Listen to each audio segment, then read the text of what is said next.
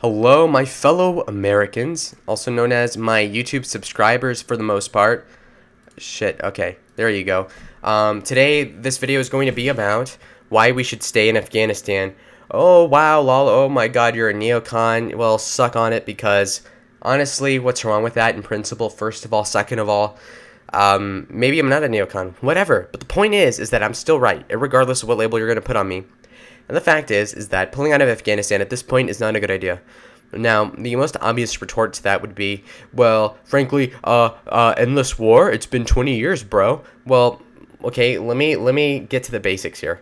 First of all, what people will often say against an interventionist strategy would be, well, see, we were brought into these wars under false pretenses, therefore the entire thing is unjustified, so you were wrong since the beginning. First of all, I wasn't even alive during the Afghanistan invasion, okay?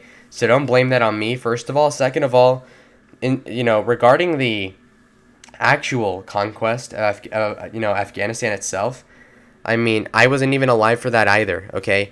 And so that this isn't my fault. I'm saying that from the perspective of what we do right now, okay? I'm not saying we should have deployed in Iraq, in 2001. I'm not saying, we should have pulled out in 2005. I'm saying as of right now, as of like the last 6 months, what should we have done? And in my opinion, what we should do in Afghanistan would have been, before we left, was, okay, we'll deploy maybe one division or whatever that is, maybe a battalion, however many, maybe 1,000, maybe 5,000, 10,000 troops, not a surge. And what we're going to do is leave a token amount of resistance so that we don't have the Taliban going buck wild on the corrupt government propped up by the U.S. based in Kabul, as well as we're always going to keep a presence that will always keep the Taliban on their toes, okay? And it'll be a relative win for us. Why? Because they're going to be spending a lot more resources than we are, proportionately, okay? So that makes complete sense, right? One division, okay? Nothing crazy. But you may say, well, isn't that insane? What about the troops? And, to be honest, if you're joining the army to fight in a war and then blaming me for the effects of the war, then you're just naive, okay? So don't be a mark. Okay, this isn't conscription. I'm not forcing you to fight in Afghanistan at all. If you want to come over here, okay? Here's my other point. Oftentimes people will say, well, see, why would we ever pull out if like it doesn't change? And it's like, no, I'm not even saying that. In 2020, Trump was getting close to making a deal with the Taliban. The deal was something along the lines of, you will not kill any of us in exchange for so-and-so, and we'll leave. And that would have been a more ordered withdrawal than what we have under Biden. But why did we not do that? Well, at some point during the election, the Taliban endorsed Trump to throw a wrench into his election chances. And also what they did as well was I think they killed an American. So at that point, the deal was off because that was one of the preconditions, is that you won't kill us then. A ceasefire of sorts. And frankly, they did try to stop us from pulling out because they knew that trying to exhaust us until Biden came in was probably a better idea for them, and it was a better idea. And because of that, now they got rid of us without having to make a deal with us first, whereas if Trump were president, we'd be pulling out, but with the deal in hand. So because of that, I think that we should have stayed under Biden until they got exhausted further. A lot of people will say, well, Afghanistan has won over every single other conquest over its own land, and frankly, we were going to lose at some point, and I don't think that's the case. See, here's the thing. There's such a thing as we're losing in the trajectory, but in the meantime, we can get some wins tactically that'll make us look good in the short term, which will then net us a better surrender. And that's basically what I'm saying, okay? So what I'm saying is we could have left the division there from 2020 up, for like another 2 years. And then we could have made sure that we left with a deal. And with that deal, we could have all sorts of provisions, such as the Taliban will not have any known terrorist. You will allow the CIA or whatever to have free hand in assassinating political enemies of the U.S. state. We will have military access. We will be able to have drones at all times, stuff like that.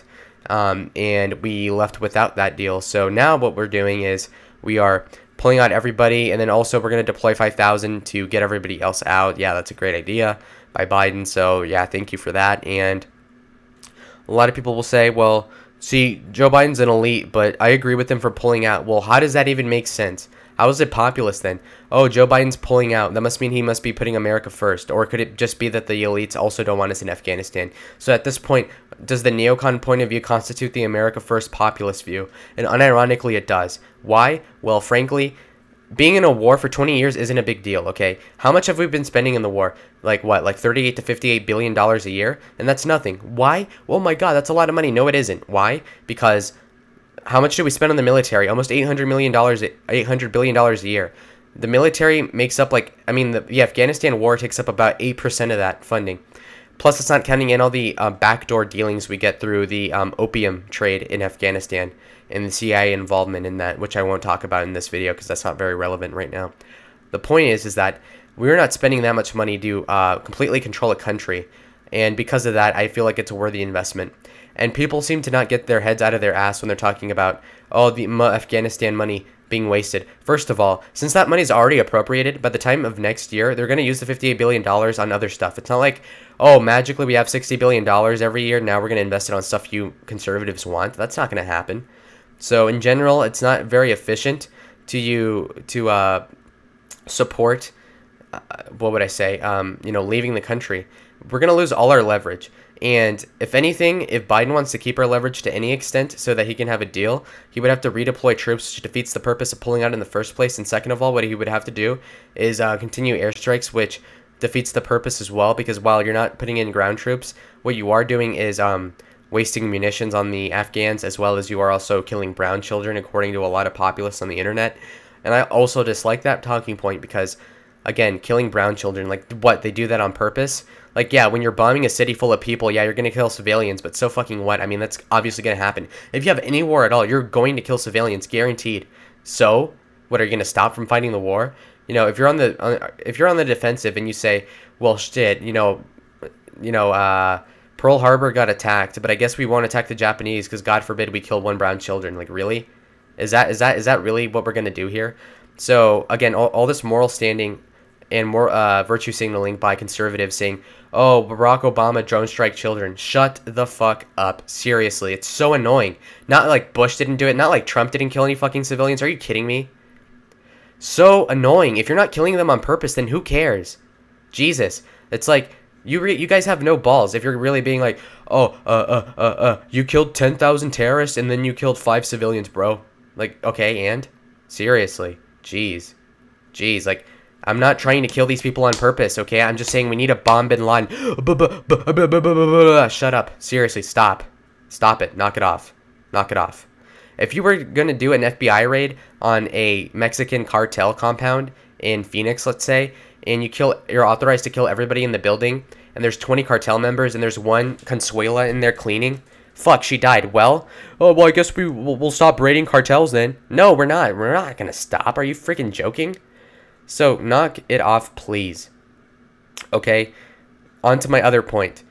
Joe Biden says, well, why would we stay there another year if at the end of the day, the Afghani puppet government is going to collapse on itself?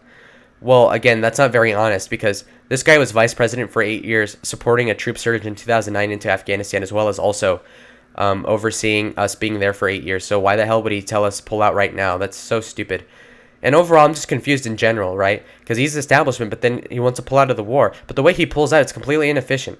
And Radical brought up a good point on his Telegram, saying that that ultimately deploying the troops there, what would you say? I guess strategically pulling out of Afghanistan will just let our soldiers that got out to deploy to another country, which very well may happen, in which case would also defeat the purpose of pulling out of Afghanistan.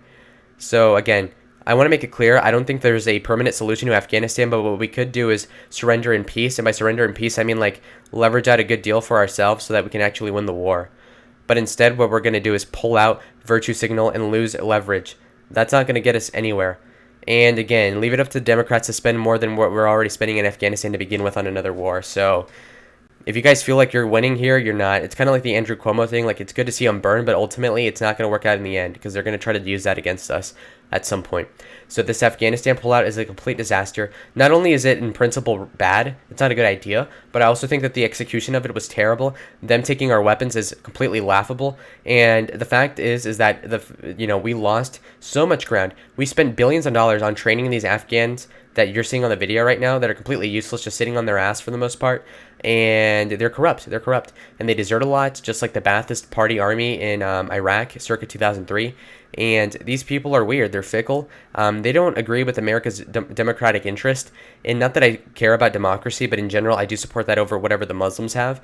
And when the Taliban's going door by door saying we are making every girl over the age of 15 getting married by force, I mean, that is ridiculous. That is ridiculous stuff. And yeah, base Taliban, whatever. They ban vaccines, whatever. But ultimately, they're doing a bunch of bad stuff. And I don't like seeing that. Of course, I don't care about the Afghani people at all. So if you've listened to this video, you know well that I never mentioned human rights or, feminism, because I don't want them to do that, actually. So what if they're conservative? I mean, I don't like that they're forcing 15-year-old girls to get married to 30-year-old men. But at the same time, I don't actually care, okay? I'm not going to go over there and stop them. I'm not going to go and bomb them or something. But what I will do is bomb them for other reasons, and that would include trying to get control over their opium source. If you didn't know, Afghanistan has 80% of the opium produced or used in Europe, and that's very important for pharmaceuticals, and controlling that is going to be very vital in the future. Also, the Taliban is going to get money from the Chinese and are basically going to give them a free hand in whatever they want to do Afghanistan wise. So the Chinese could, for example, make a base in Afghanistan. In the future, they could try to get a good highway through Afghanistan somehow. The Belt and Road Initiative is going to go through in Afghanistan potentially. So that's not going to be good for us in the future. Also, Iran is going to be a problem influencing Afghanistan. And if we give Iran free hand in Afghanistan and Iraq, and the Chinese also get a free hand there, then how the fuck are we going to control those places? We're not. And people will say, well, it's already chaos with us in there. Like, it's all, shut up. There's nuance. Yeah. Would you rather somebody with autism or somebody with bipolar and psychopathy, okay? Yeah, both are bad. Like, both are crazy, but one is a lot less bad. So in that case, let's be pragmatic and leave one division, one battalion, however big a force you need, really, to satiate the demand of the Afghani people and to keep the Taliban at bay and Al-Qaeda completely submerged in the mud where they deserve to be. ISIS also dead. We don't need those people. ISIL, whatever you want to call them. So yes, I do support completely staying in Afghanistan in retrospect. Maybe it's too late to redeploy there, so maybe it's too late. I don't know. But if I were Joe Biden 6 months ago, I would leave the troops we had there, and if not, maybe deploy more. I don't know how many we had. I think we started with Trump with 14,000 at the end of his term and started with Biden, with the same number, obviously. So hopefully, it doesn't completely fall into chaos, but of course it is. The capital city is under siege, I think, by the Taliban, so it's not looking good at all. And honestly, I have nothing but contempt for what Biden did. I think that's really stupid. And it's also not genuine, because if you were so genuine about everything, if he were so genuine about pulling out of Afghanistan, he would have told Barack that 10 years ago. But of course he didn't, because either he doesn't have influence to tell Obama that, or he's such a pussy that he won't even try. And the third option is he doesn't even genuinely believe we should pull out, but he's going to do it for political gain. But he didn't estimate that it would look this bad for him, pulling out and having everybody get our shit taken. And again, I've read around that they've stolen like $5 billion worth of our equipment, and that's a lot of money when you think about it, because that's worth more than all their equipment put together. And that, by them, I mean the Taliban. And also keep in mind that that's taxpayer-funded stuff, right? And that pisses me off, because if you think about it, there's 150 million taxpayers in America, more or less. If you divide $5 billion by 150 billion, that's about, let's say, 1/30th of what 5 billion is.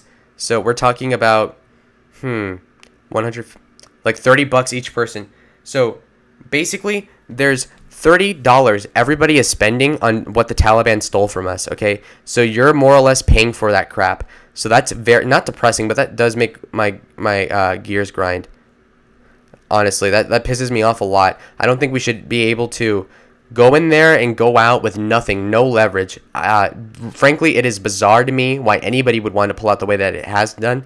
And for political strategy, I honestly think that we ought to hit Biden on the fact that he's incompetent in the pullout, and that even if the pullout were a good idea in principle, that the way he's doing it is completely incompetent, and that he's asleep at the wheel, which is knock at his dementia, which we maybe shouldn't point out directly to win the midterms because we want to be somewhat moderate.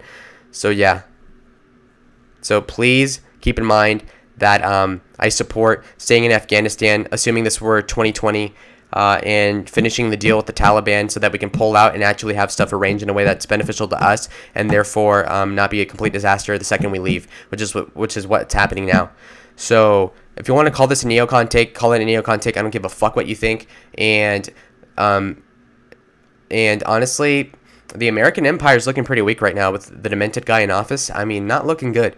So anyways, guys, thank you for watching the rant. I was using this B footage of a helmet cam from, I think, 2013. Was it an airborne division? I don't know. Basically, it's them fighting the Taliban with some Afghan trained soldiers. I don't care. I think that was a cool idea, so that's good.